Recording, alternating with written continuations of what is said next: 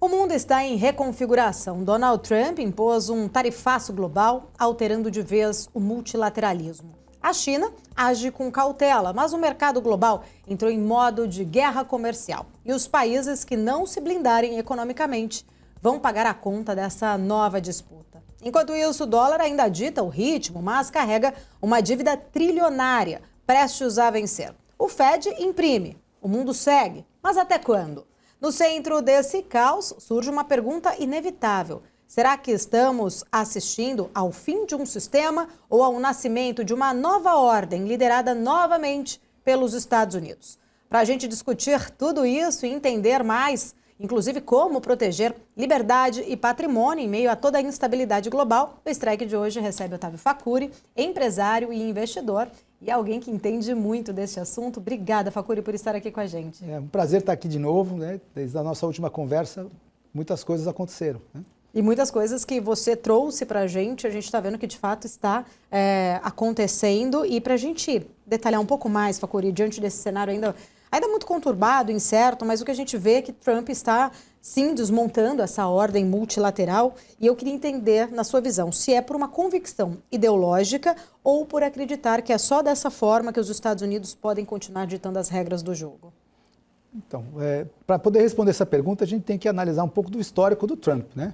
O Trump vem de um histórico, até pela história de vida dele, é uma pessoa que passou a vida negociando, né? Já teve momentos de vida onde ele quase quebrou e arriscou e deu a volta por cima. Então o Trump, ele é uma pessoa que está ali sentado, mas ele não sai daquele arquétipo de negociador, de negociante arrojado, que blefa, ele chega com blefe às vezes para tentar tirar alguma coisa do outro lado. Então é assim que o Trump enxerga a coisa.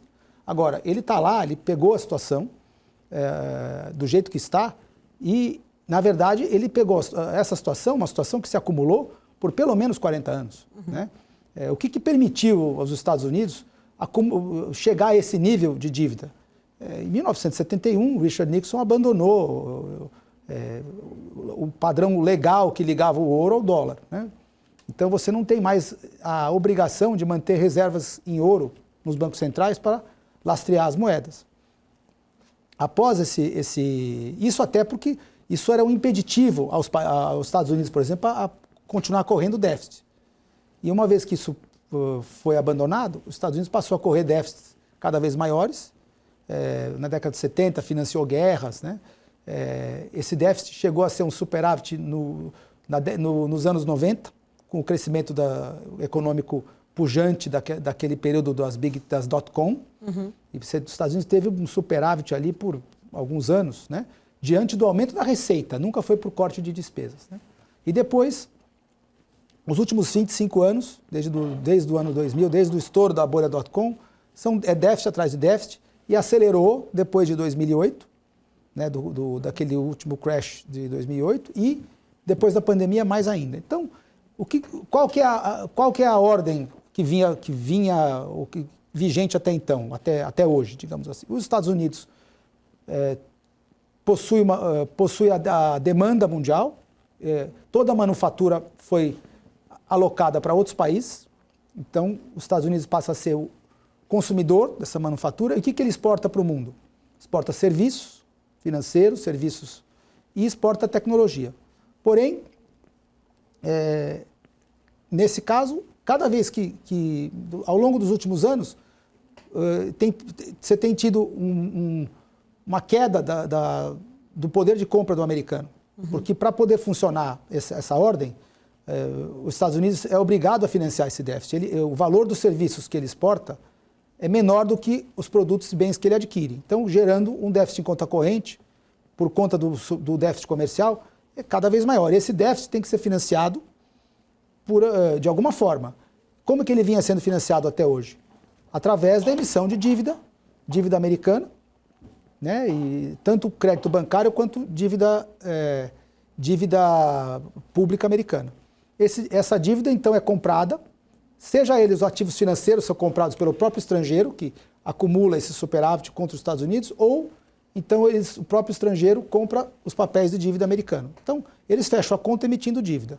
Só que essa constante emissão de dívida inflacionou demais a economia americana, no sentido de que você teve inflação nos ativos financeiros, a inflação monetária atingiu os preços dos produtos, e o americano, que é quem sustenta isso, o consumidor americano, para continuar comprando, para continuar consumindo, usou toda a poupança dele e se endivida demais. Então, nesse momento, esse modelo está chegando em esgotamento, e o Trump percebeu isso, ou pelo menos a equipe econômica dele sabe disso, estão tentando tirar os Estados Unidos desse ciclo. Só que o objetivo é reduzir o déficit. Porém, existe uma razão que esse déficit existe. Uma vez que o dólar passou a virar moeda de reserva, aconteceu aquilo que no meio macroeconômico a gente chama de dilema de Triffin. Por conta de ser uma moeda que todo mundo possui reservas internacionais em dólar, passou a ser moeda de preferência para as reservas internacionais, acaba que sempre tem comprador que compra dólar e deixa os outros países fazem reserva em dólar. Então, isso, de certa forma, coloca um valor para o dólar acima do que ele teria só pelo comércio de bens e serviços. Que, num mercado de câmbio livre, as moedas deveriam equilibrar os saldos comerciais dos países, a flutuação das moedas deveria fazer com que se equilibrasse os saldos comercial e financeiro para que ninguém tivesse déficit. E superávit se neutralizasse no mundo como um todo. Você vai ter um déficit contra um país, um superávit contra o outro, e no final os fluxos deveriam se neutralizar por conta de existir um câmbio flutuante. Porém, isso não acontece porque o dólar é a moeda de preferência para acúmulo de reserva. Então, por isso é que os déficits nunca se reduziram. E o Trump está tentando fazer isso meio que na marra, naquele estilo dele. Qual que é o estilo dele? Chega na mesa para negociar, joga pesado na negociação, ameaça com imposição de tarifa. O que é a imposição de tarifa? Você torna o produto do estrangeiro mais caro para que ele não venda nos Estados Unidos. Então, em tese, você estaria enfraquecendo o dólar através da imposição de tarifa. O estrangeiro não consegue mais vender para o americano, então o déficit comercial americano tenderia a reduzir. Mas o efeito disso para uma economia altamente endividada é devastador. Na década de 30 isso foi feito. Em 1930 foi feito lá, e o resultado disso foi que prolongou uma recessão que se transformou numa depressão. E esse é o risco agora. Porque você está com uma economia endividada. Se você breca uma economia endividada, que precisa trabalhar para pagar juros, ela afunda. O peso dos juros em cima de uma economia como a americana é muito alto. Só da dívida pública tem nós sabemos, é mais de 1 trilhão de juros. E a dívida privada é mais que isso até. Ô Facuri, nesse sentido, já quando a gente olha, são trilhões de dólares ali em títulos que estão prestes, de fato, ali a vencer nos próximos anos, né? E você traz ali uma situação que mostra que isso parece estar próximo de um limite dessa relação ali de endividamento. Você vê, de fato, toda essa situação, a gente poderia já estar começando a ver estes sinais de uma possível crise de confiança nos mercados em relação à capacidade dos Estados Unidos de conseguir rolar essa dívida? Exatamente, é exatamente isso que está embrionário, mas está acontecendo. Porque toda vez que você tem uma crise, no passado, você tem atuação do Federal Reserve, atuação das autoridades para distribuir liquidez para o sistema. O Fed distribui liquidez para os bancos. Em 2008 ele fez mais do que distribuir liquidez, né? Ele colocou o juro em zero, distribuiu liquidez, né? Deixou o dinheiro à disposição dos bancos a juros zero, e mais que isso ele atuou diretamente comprando ativos e aumentando a base monetária, né? Aumentando o seu balanço. Enquanto o sistema absorve essa dívida, né? aceita, porque para você criar um crédito você precisa ter duas pessoas, alguém que empresta e alguém que toma emprestado, né, que aceita aquele novo crédito para colocar o dinheiro para trabalhar. Então isso funcionou para evitar, né, na cabeça deles eles estavam evitando recessões. Em 2000 eles estavam com medo que aquele crash.com fosse causar uma depressão, então o Greenspan baixou os juros e ele conseguiu inflar de novo o mercado, conseguiu criar a moeda e colocou a moeda para trabalhar, só que ela foi trabalhar nas hipotecas. Fomentou uma bolha, né? Aquela criação de moeda ali para financiar aquelas hipotecas, formou aquela bolha que estourou, e aí ficou pior, a recessão foi pior em 2008 do que a de 2001, e aí o Fed foi mais agressivo ainda, baixou para zero juro e ainda fez injeção de liquidez comprando ativos. Então novamente você substituiu dívida velha por dívida nova, né? Entrou dinheiro novo para comprar as dívidas que estavam com deságio e com a criação de novas dívidas, que chegou ao limite de, digamos assim, dos últimos 5 anos, os Estados Unidos aumentou a dívida pública 12 trilhões de dólares. Levou 200 anos para os Estados Unidos acumular os primeiros 12 trilhões de dólares de dívida. Nos últimos 5 ele fez 12, 13 trilhões, ou seja, a trajetória parabólica insustentável. Então, o Trump sabe disso, ele precisa tirar os Estados Unidos, voltar a ter poupança interna, voltar a ter investimento dentro dos Estados Unidos, porque o investimento era todo feito fora. Os Estados Unidos consomem, não tem investimento lá hoje suficiente para você fazer a manufatura que ele quer. Ele colocou as tarifas e está tentando trazer empresas para investir nos Estados Unidos. Só que ao mesmo tempo que você tem uma necessidade enorme de investimento para você preparar a economia americana para ser uma economia de manufatura de novo, que é o que ele quer, aquilo demanda muito investimento. Ao mesmo tempo, você tem 9 trilhões vencendo de dívida pública. Tá? Então, além da demanda por dinheiro para investir, você tem a demanda para financiar o governo americano. O estrangeiro, com as tarifas, não vai acumular mais dólares de superávit, vai acumular bem menos. Então, o dinheiro do estrangeiro não vai ter aquele dinheiro que acúmulo de reserva por parte dos estrangeiros para investir e financiar os Estados Unidos de novo. Nem vai ser o principal comprador das ações tech, eram os estrangeiros. Não vão mais comprar, porque não vão mais ter acúmulo de dólares, não vai mais ter aquela demanda para financiar a dívida americana. Então, nesse cenário, com demanda por investimento e demanda para financiar o Tesouro americano, que vão competir entre si, você tem o consumidor americano que não poupa. Então, o que o americano vai ter que parar de fazer para fazer a poupança necessária para investir? Ele vai ter que parar de comprar. Vai ter que parar de comprar. Então, de certa forma, a tarifa e a tarifação dos estrangeiros vai obrigar o americano a parar de comprar, porque os produtos vão ficar mais caros, ele não tem essa demanda. Então, o americano vai ser meio que vai entrar um cenário onde ele vai ser obrigado a poupar, e essa poupança que o americano vai ter que fazer, porque tem que começar a pagar cartão de crédito, pagar as dívidas que eles estão extremamente endividados, então, para pagar essas dívidas, tem que fazer poupança. Ao mesmo tempo, essa poupança vai ser disputada por bancos que querem baixar a exposição, por empresas que precisam de investimento para aumentar as plantas e pelo Tesouro americano que precisa financiar. São 3 fontes de demanda por dinheiro e a oferta de dinheiro não vem dos estrangeiros e vem vai ter que vir internamente através da redução do consumo. Então, esse cenário é um cenário para a atividade econômica, um cenário de contração forte. Porque se o americano tem que parar de consumir, ele vai ter que fazer poupança de algum jeito. E o efeito imediato na demanda agregada é cair. Por isso que os juros estão subindo. Ô Facuri, eu quero até entrar um pouco mais nessa discussão e tentar entender ali até um pouco mais sobre o limite, vamos dizer ali, do poder do Fed, né? Esse fiador aí, vamos dizer, supremo do sistema global. Mas eu vou para um rápido intervalo, só para não cortar o seu raciocínio. Você que está aqui acompanhando a nossa programação, continue com a gente. O Strike volta em 2 minutos.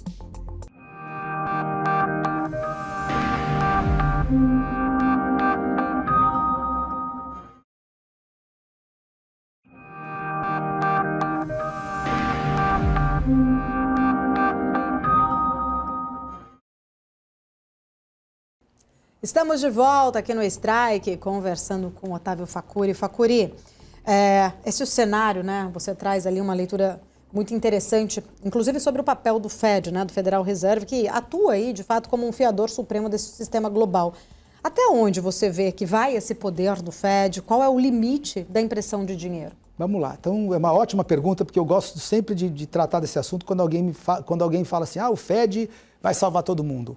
O Fed put, né? A put do Fed. Quer dizer, o que o Fed... O Fed é uma autoridade monetária, como que ele atua?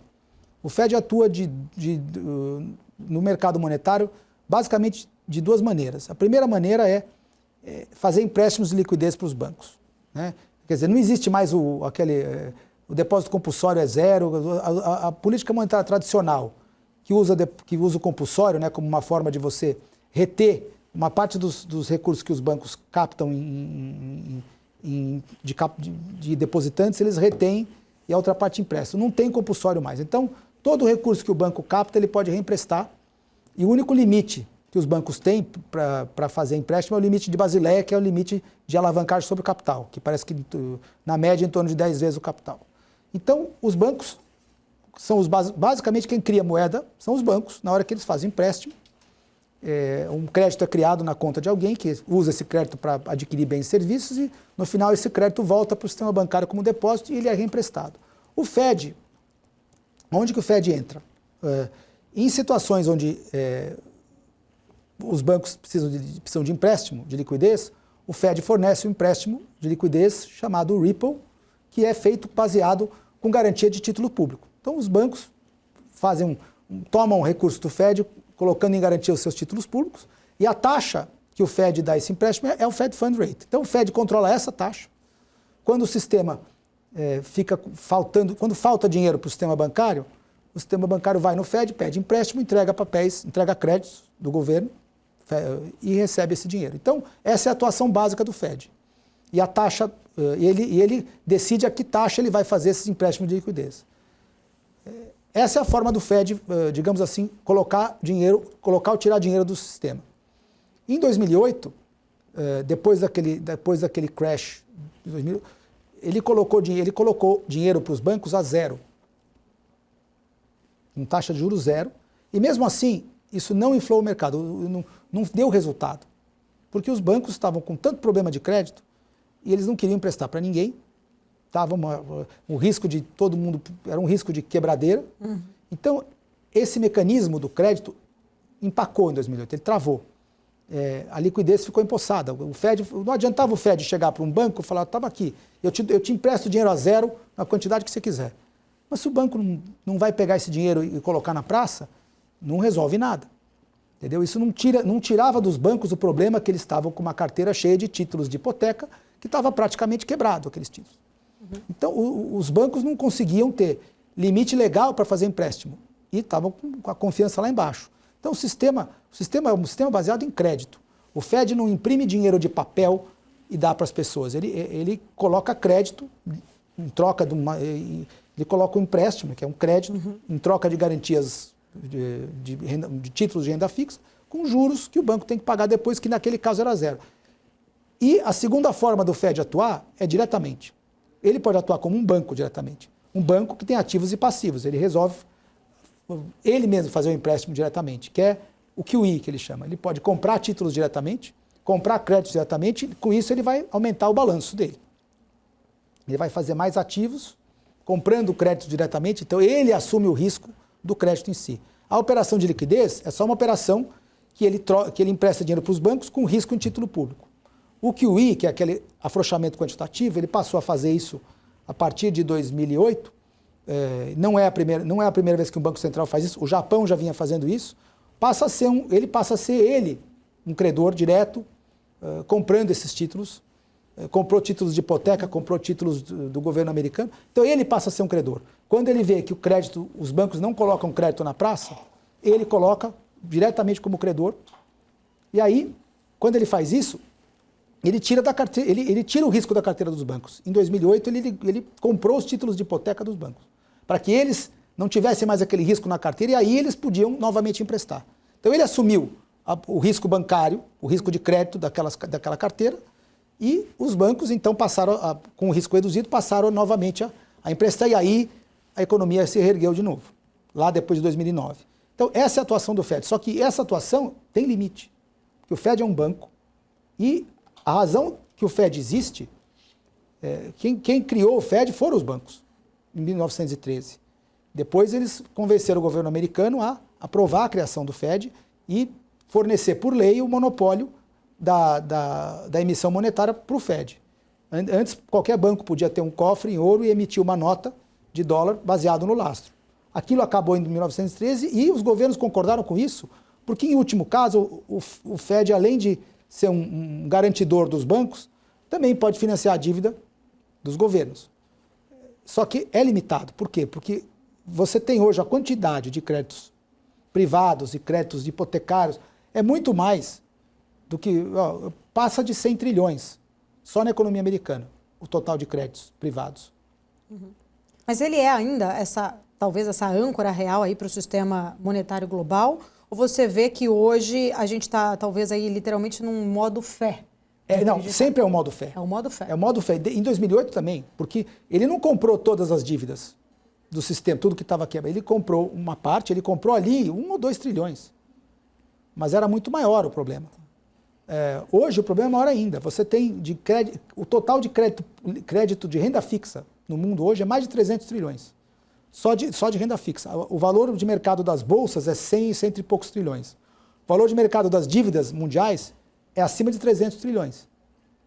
Então, assim, no limite, ou os bancos, que já estão hoje, até ali outro dia, que eles estão pedindo ao sistema de Basileia para recalcular os limites, porque eles todos estão nos limites.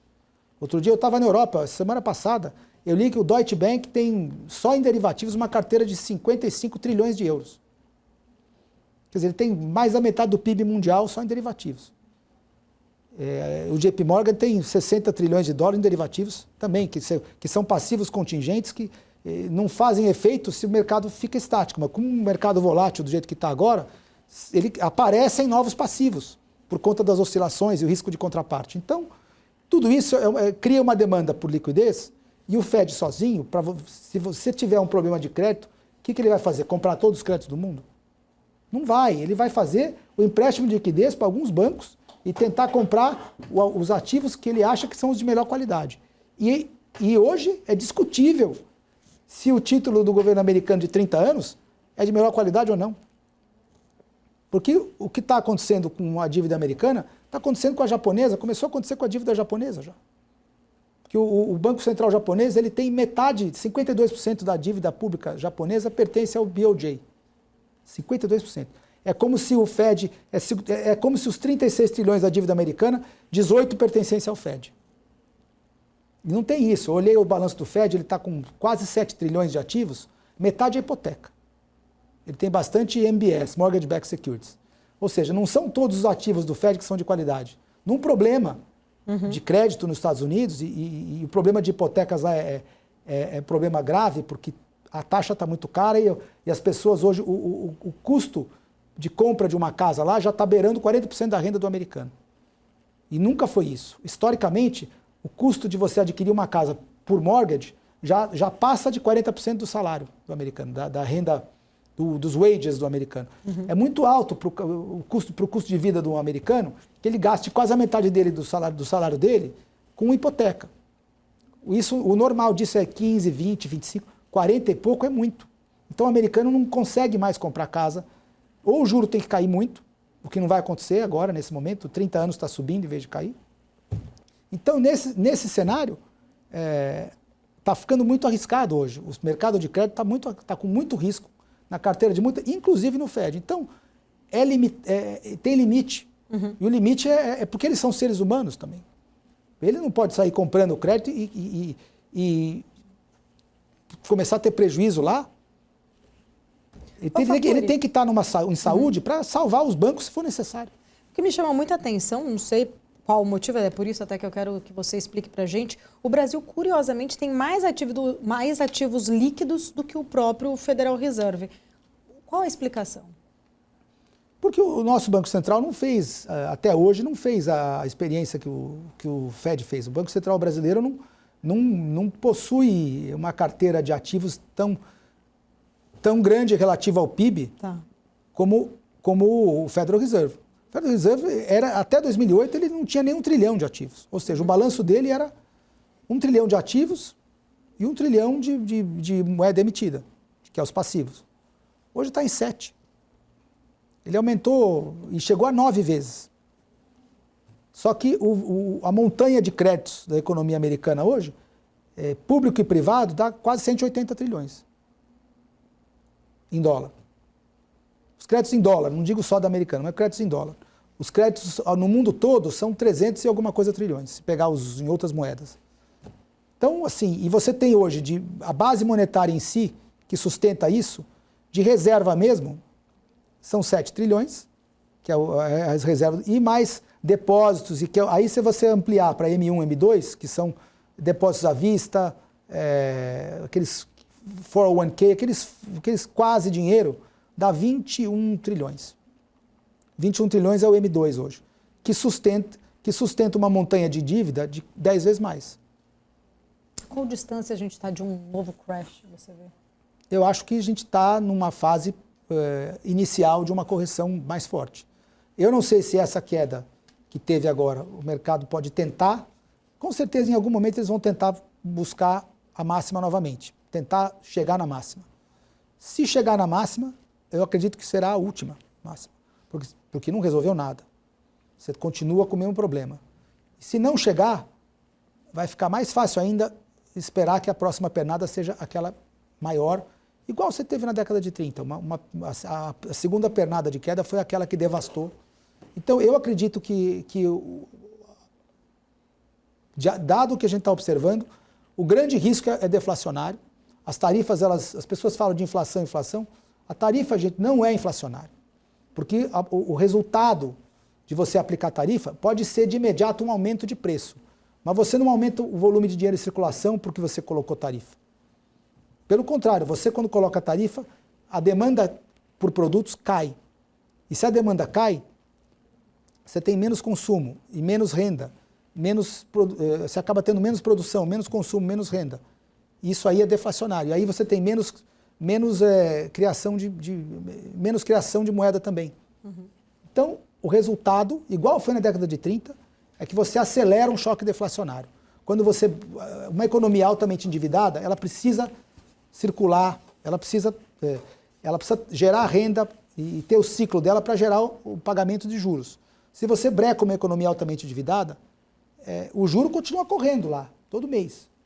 E você não tem a mesma receita, não tem o mesmo revenue, a mesma receita, então você, no próximo ciclo, você tem menos receita e menos resultado, você não consegue pagar juros. Se você não consegue pagar juros, a tua dívida começa a desvalorizar, começa as pessoas a vender essa dívida. E isso pode acontecer até mesmo com o governo americano, porque num cenário desse, a arrecadação cai demais. O impacto de uma guerra tarifária, a arrecadação, a demanda agregada cai, a renda disponível do americano cai, a arrecadação cai, com a arrecadação caindo, o déficit aumenta. Então, mesmo com os cortes aí do Elon Musk, o déficit aumenta. E com o déficit aumentando num cenário de recessão e de queda de arrecadação, vai acontecer com o juro que você viu já, vai continuar abrindo. Porque a disposição das pessoas de emprestar para o governo americano diminui. Então, você tem uma situação, pela primeira vez em 90 anos, você tem uma situação de queda de atividade, queda de demanda, risco de recessão, que podendo ficar pior, até o Ray Dalio disse outro dia, disse ontem, o domingo, que ele teme que o resultado disso tudo seja pior que uma recessão, que é o que eu já vim falando aqui. O resultado disso é uma depressão. Inclusive, já está sendo reconhecido por pessoas como o Ray Dalio que esse risco existe. E nesse caso, acontece aquilo que há 90 anos não acontece. Você tem uma queda de atividade, um problema de crédito geral e as taxas não fecham, como fecharam. Cada vez que você tem uma crise, as taxas de juros fecham porque todo mundo espera que o Fed vai colocar dinheiro e esse dinheiro vai ser criado crédito, os bancos vão criar crédito e o dinheiro volta a circular. Só que se os bancos não querem criar crédito e todo mundo precisa tomar empréstimo, a taxa sobe. Fica faltando dinheiro. E aí você tem, igual na década de 30, um cenário de queda de ativos, inclusive os ativos de renda fixa. Quando os ativos de renda fixa caem, significa o quê? O juros está subindo. Facuri, vou para mais um rápido intervalo. Daqui a pouco a gente volta. Você que está aqui acompanhando a nossa programação, continue com a gente. O Strike volta já já.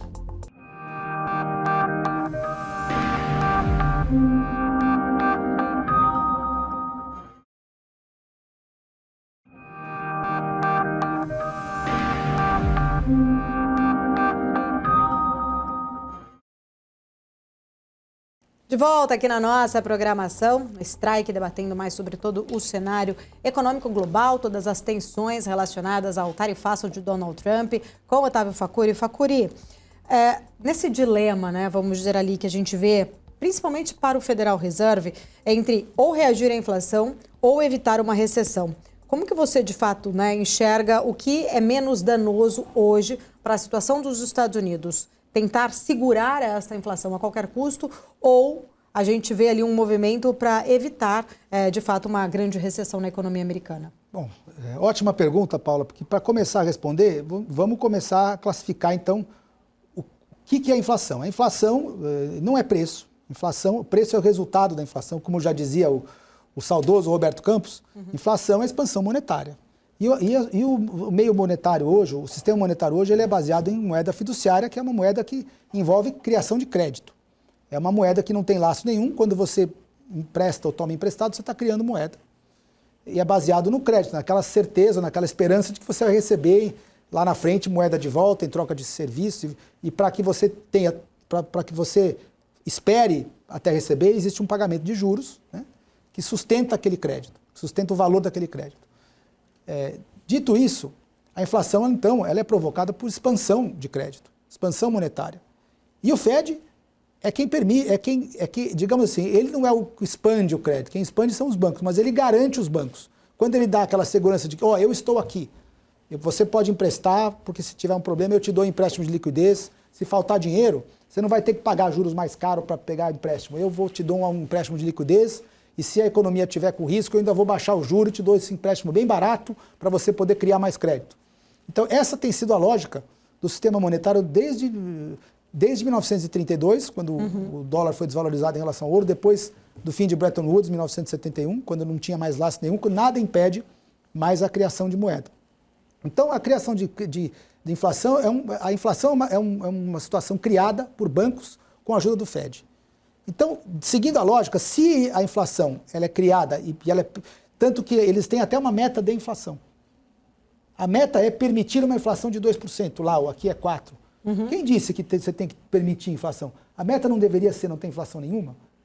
Preservar o valor da moeda? Mas não é. Eles administram uma inflação controlada. Por quê? Porque num sistema atual, onde você tem expansão de crédito, se você tiver inflação, você nunca tem quebra. Porque enquanto você tiver inflação, existe uma criação de dinheiro extra, né, para poder pagar os juros da dívida antiga.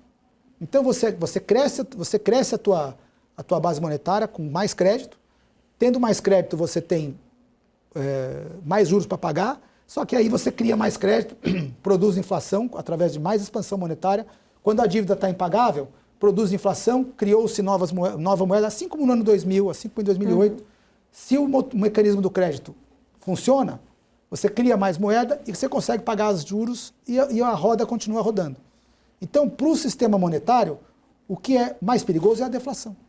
Porque na deflação, falta o dinheiro para pagar os juros e para sustentar o valor das dívidas. E o mecanismo de crédito, se ele deixa de funcionar, se a engrenagem da inflação, chama-se sistema de crédito, sistema bancário, de moeda fracionária, como você quiser chamar.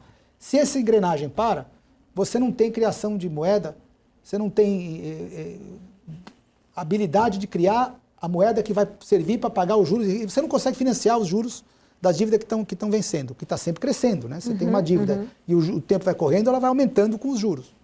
E se você não consegue criar nova fonte de moeda para financiar aquilo, a dívida perde valor e ela implode. Exatamente como você vê países quando defaultam, quando não conseguem pagar as dívidas, empresas que não pagam, a dívida desvaloriza, ela cai de 100 para 20. Então, o grande risco, e o Fed vive tentando evitar isso, é a deflação.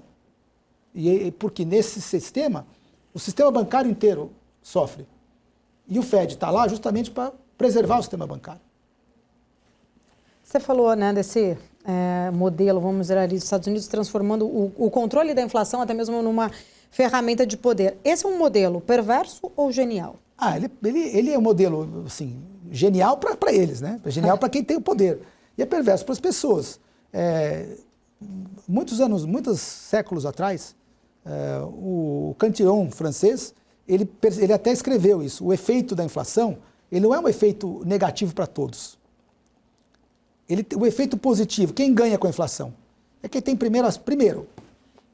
aquele que tem o poder de emprestar, que ele tem o poder de criar o crédito. Então o sistema bancário fica o mais importante da economia, mais importante do mundo, como para as engrenagens mundiais, é quem tem o poder de emprestar. Então os bancos passam a ser os grandes poderosos da economia, e logo na sequência vem aqueles que têm acesso ao dinheiro primeiro. Os amigos do rei, aqueles que recebem o crédito primeiro, eles têm o dinheiro nas mãos para realizar os investimentos, as compras, e eles compram os bens e serviços antes do preço subir, porque ele teve acesso ao dinheiro primeiro. À medida que o dinheiro circula e vai circulando, aquele dinheiro do primeiro empréstimo, aí você vai produzindo alteração de preço na economia e quem recebe o dinheiro por último, que é o poupador, que é o assalariado, que é a pessoa comum, esse é o que sofre porque ele vai receber um dinheiro com menos poder de compra. Então, a inflação, em tese, ela rouba de alguns para dar poder de compra e poder de domínio para outros. Né? A deflação é o contrário, todo mundo perde. O devedor não consegue pagar suas dívidas e o credor perde o que ele tinha. Então, e só quem ganha, no caso de uma deflação, é quem tiver caixa. É quem tiver o ativo que todo mundo precisa. Né? Hoje em dia, se você tiver hoje se as dívidas americanas precisarem ser pagas, você precisa de imediato, se metade das dívidas americanas que está vencendo agora, você tem 9 trilhões, se metade das pessoas não quiser rolar, os credores não quiserem rolar essa dívida, querem receber o dinheiro, de repente o sistema vai precisar de 4 trilhões de liquidez. Então, o sistema baseado em crédito é o seguinte, os credores têm que continuar aceitando, esperar para receber os recursos em troca de juros. E se alguém fala, não, eu preciso da liquidez agora, você de repente gera uma demanda por dinheiro absurda. E é isso que a gente sente no mercado de taxas hoje. A taxa está difícil de fechar nos Estados Unidos, a longa não fecha mais, está subindo. Até o mercado precificava quedas do Fed Funds agora, esse ano, já reverteu as quedas que estavam precificadas esse ano. Tem um pouco de queda para o ano que vem. Mas se você olhar o Fed Funds, se você olhar os T-bills até o fim do ano, estão todos quase sem precificar queda nenhuma. Mesmo em face dessa queda de 20% aí que as bolsas tiveram. Ô Facuri, você vê Trump tentando furar uma bolha? Essa bolha ela já, de certa forma, existia na economia norte-americana? Sim. O estado atual da economia americana é uma economia extremamente dependente de dívida, extremamente alavancada. Eu li até que os cartões de crédito, né, uma das carteiras com mais problema nos Estados Unidos são os cartões de crédito, que já estão em princípio de espiral deflacionária. O que é uma espiral deflacionária? Você tem uma carteira de crédito, de cartão de crédito, uma parte já tem lá 14% dos americanos já não está pagando, já está com mais de 90 dias de atraso nos cartões de crédito. Então aí, o que acontece? Qual é o efeito disso? O banqueiro começa a ter prejuízo porque após 90 dias ele tem que começar a marcar como prejuízo. Ele começa a dar prejuízo. O que ele faz? Ele sobe os juros do rotativo do cartão para poder compensar esse prejuízo, cobrando juros de quem ainda está pagando. Só que aí, ao subir os juros para quem está pagando, mais pessoas que estavam pagando já não conseguem pagar. Porque lembra, ele subiu o juro da carteira que está saudável para cobrir o prejuízo da carteira que não está saudável. Só que ao subir o juro, ele vai gerar mais default, mais moratória na turma que ainda paga, já mais gente vai deixar de pagar. Então você aumentou o número de devedores duvidosos ou que estão em prejuízo. Ao aumentar, ele vai subir mais o juro ainda e vai deprimir mais a capacidade de pagamento dos outros. Então, isso é a espiral. Agora, o risco é a economia toda entrar nisso, porque tem muita necessidade de financiamento agora e os créditos de crédito estão mais abertos mesmo, você pode pegar aí, quem tiver consultar, você teve abertura tanto dos high grade como do high yield, bastante, então já vai estar mais caro para todas as empresas rolarem dívida, para todos os... isso, num cenário de queda de preços mais altos por conta das tarifas, vai deprimir a demanda. Então, esse é o risco pior para o sistema hoje, é esse, e ele pode produzir um estouro de uma bolha de crédito, que é a bolha que sustentou as outras, que acolchoou, que permitiu que outras bolhas se formassem. Quando você tem expansão de crédito, expansão de moeda, você pode gerar inflação. Sem o crédito e sem a expansão do mercado de renda fixa, acaba a capacidade do sistema de fazer inflação. Entendeu? Facuri, se o sistema financeiro global colapsar, a salvação ela será mesmo individual, como como defendem muitos libertários? Eu acho que a salvação, as pessoas vão... E num cenário como esse, as pessoas passam a ficar mais individualistas mesmo. Individualistas. O cara fala, eu vou preocupar com o meu. Eu vou fazer... as pessoas já ficam mais cautelosas, reduz o consumo.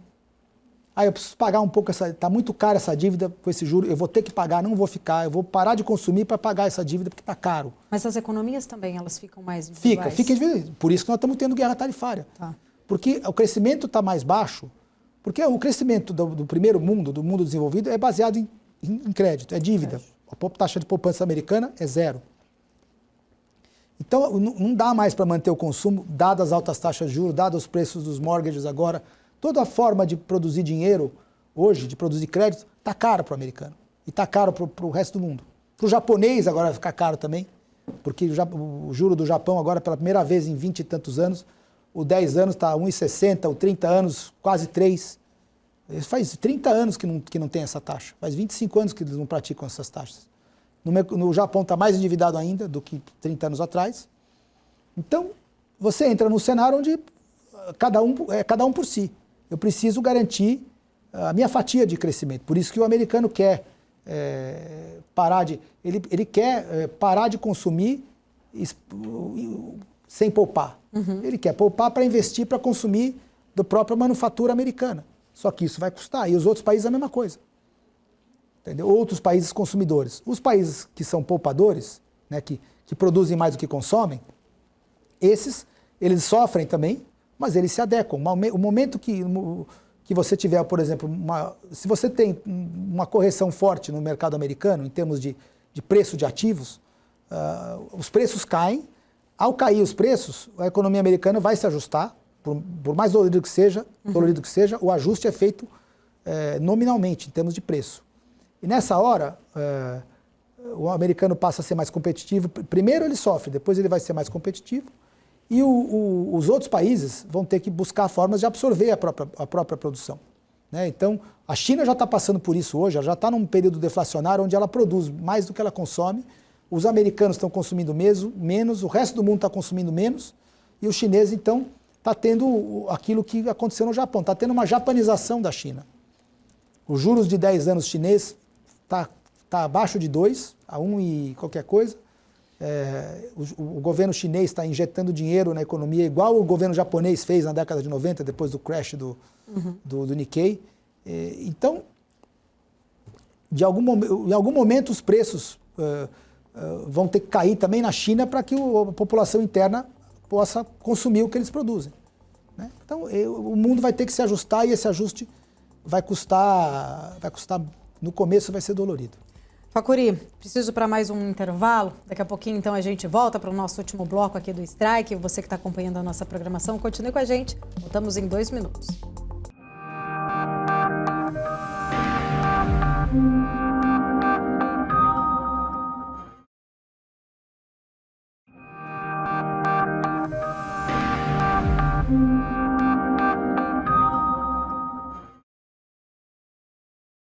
De volta aqui no nosso Strike, nosso último bloco, conversando com o Otávio Facuri. Facuri, numa avaliação, né, de uma forma em geral, você trouxe até um contexto de situações diferentes das economias, tanto Estados Unidos quanto China, de processos diferentes de consumo, de inflação, deflação, mas na sua avaliação, diante deste cenário, quem tem mais a perder nessa escalada tarifária? Os Estados Unidos, que dependem da importação ali para manter os seus padrões de consumo, ou a China, cuja economia ainda é altamente dependente das exportações? Eu acho que o custo hoje para as sociedades, o custo para a sociedade americana vai ser maior que a sociedade chinesa, porque lá na China você tem uma sociedade que não é uma sociedade consumidora, porque a renda do chinês ainda é baixa demais. Então, você tem, num cenário como o atual, os preços na economia chinesa vão ter que se ajustar até que a demanda possa se atender, para você atender a demanda interna. Né? Hoje os preços são direcionados à demanda externa, né? Por causa do dólar ser forte em relação ao yuan.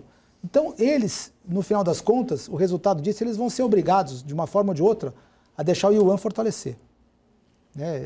A hora que eles fizerem isso, o produto chinês passa a ser acessível para o chinês. Né? Com o yuan fraco, o chinês não consome nada nem de fora do mundo, né?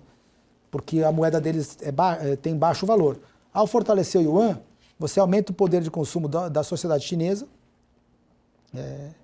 Agora, esse fortalecimento do yuan, ele, de forma nominal, ele não vem, porque o chinês não permite. Né? Então, o que vai acontecer é que as outras moedas, uma deflação nos Estados Unidos, por exemplo, seria como se fortalecesse o yuan. Porque se o dólar perde valor contra ele mesmo, digamos assim, se os preços dos produtos em dólar caem, né, cai petróleo, cai tudo que é cotado em dólar cai de preço, o yuan passa a ter, se o preço cai em dólar, quem tem o chinês consegue comprar aquilo.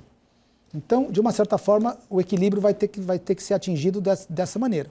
É o que eu vejo, porque a China continua continua segurando lá embaixo o valor do yuan. Parece que teve intervenção de novo. Eu não sei o que ele está fazendo, porque ao mesmo tempo dizem que ele está vendendo treasuries também, a gente não sabe. Então ele está deixando isso em dinheiro, em caixa. Não sei. De certa forma, para responder a tua pergunta, e a economia americana vai sofrer porque o padrão de vida do americano vai mudar. Nessa situação, quem mais sofre, quem mais perde o padrão de vida em termos sociais é o americano. E o chinês já não tem o padrão. O padrão chinês à medida que os preços caem em yuan, o produto fica mais acessível para o chinês. Uhum. O chinês vai acabar melhorando o padrão de vida dele no tempo. E o americano vai passar por um período onde o padrão de vida dele decai. Porque ele está vivendo há muito tempo, por muitos anos, um padrão de vida que ele não tem renda para sustentar. Então o ajuste natural é uma queda do padrão econômico-social das famílias americanas. Então, nesse sentido, a resposta é que os Estados Unidos perdem mais. E nesse sentido, Donald Trump, você até mesmo falou, né, no começo da nossa conversa aqui, que é negociador, um grande negociador. Ele tem consciência desses riscos econômicos para os Estados Unidos, principalmente, ali pensando nesse sentido que você expôs ali, dessa escalada tarifária, ou você enxerga que ele possa estar apostando, na verdade, ali no fim, para conseguir impor um novo jogo global a seu favor? Eu acho que é as duas coisas. Eu acho que ele enxerga, ele tem um cara de muita experiência como secretário do Tesouro, que é o Scott Bessent, que é um cara de mercado financeiro. Ele sabe muito bem o problema. Ele sabe muito bem o tamanho do problema que eles estão sentados em cima. E o Trump está tentando jogar esse custo, né, desse ajuste para os outros. Né? Se os outros países permitirem a apreciação de suas moedas, permitirem o equilíbrio da balança, esse custo é amortecido. Mas como ninguém permite, enquanto seguir dessa forma, ele está forçando isso através das tarifas. Porque a tarifa é uma forma de você, digamos assim, desvalorizar o dólar. Fala, eu não posso mais comprar. O americano não tem mais poder para comprar de você. A hora que ele impõe tarifa é como se ele estivesse dando um markdown no valor da moeda, certo? Uhum. É uma forma de você tentar trazer os outros países para a mesa para que negocie-se um acordo bilateral, para que reduza esse desbalanço, né, entre os Estados Unidos e o resto do mundo. É uma aposta arriscada, digamos assim, se ele não conseguir isso, o resultado vai ser, mesmo conseguindo, eu acho que existe um risco disso terminar numa depressão deflacionária. Existe esse risco. Se não houver mudança, o resultado com certeza seria o esgotamento do modelo de crédito, que implicaria uma deflação monetária e creditícia. Seria um evento semelhante à da década de 30, que é, inclusive, uma coisa que é enxergada hoje por algumas das pessoas com mais experiência, né, em antever problemas. Eu estava lendo a declaração do Ray Dalio, que é um dos maiores hedge fund managers das últimas décadas. Ele vê esse risco também. Então, o Trump sabe. O Trump, inclusive, eu vi outro dia que o Ray Dalio esteve em Washington falando com todas as autoridades para tentar fazer uma transição para isso não acontecer. Ele explica num vídeo até. Eu vi no Instagram. Eu vim aqui, falei com vários secretários, foi na Casa Branca, tentou alertar que tem que fazer isso de uma maneira administrada ou então o resultado pode ser algo pior do que uma recessão. Para a gente fechar aqui a nossa conversa, qual seria hoje o melhor cenário que você enxerga ali, até para evitar esse crash global, combinação de acordos, corte de juros, deixar a inflação, então, aí correr para a gente ver essas economias se financiando, ou movimentos geopolíticos capazes de reduzir essa tensão, o que dar respiro para as economias? O que eles devem estar tentando fazer é uma desvalorização controlada do dólar, para que você pudesse equilibrando a balança de pagamentos americana ao longo do tempo. Você não consegue trazer investimento de uma hora para outra, você não consegue preparar a economia americana para produzir tudo que o americano consome hoje. O custo seria altíssimo. você tem investimento, e você tem o custo de mão de obra que é mais alto. Tudo é mais alto hoje nos Estados Unidos. Né? Então você não consegue hoje, de uma hora para outra, colocar produto que os Estados Unidos anteriormente importava, colocar isso à disposição do americano produzindo nos Estados Unidos. Ele tem que cortar muito imposto, tem que cortar muita regulação, tem que trazer muito investimento. Então você tem que trazer investimento, e esse investimento não vai ser de fora, tem que ser do americano. Como é que o americano vai investir se ele não poupa nada?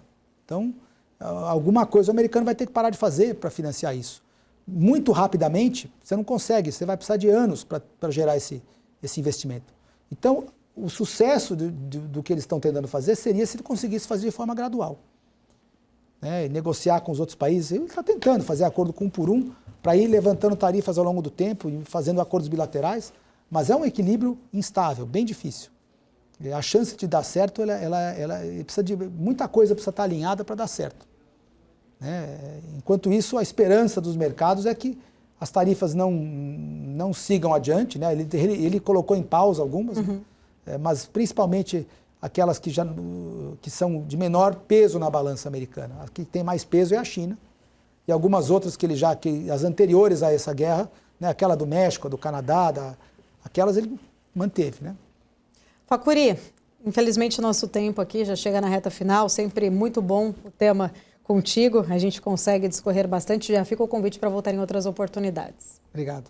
Prazer. Obrigada. Grande Otávio Facuri aqui com a gente, trazendo visões importantes sobre todo este cenário ainda muito incerto, conturbado, desde o anúncio, então, do tarifaço de Donald Trump. O Strike de hoje fica por aqui. Obrigada sempre pela sua audiência, pela sua companhia. A gente se vê na semana que vem. Até lá. Tchau, tchau.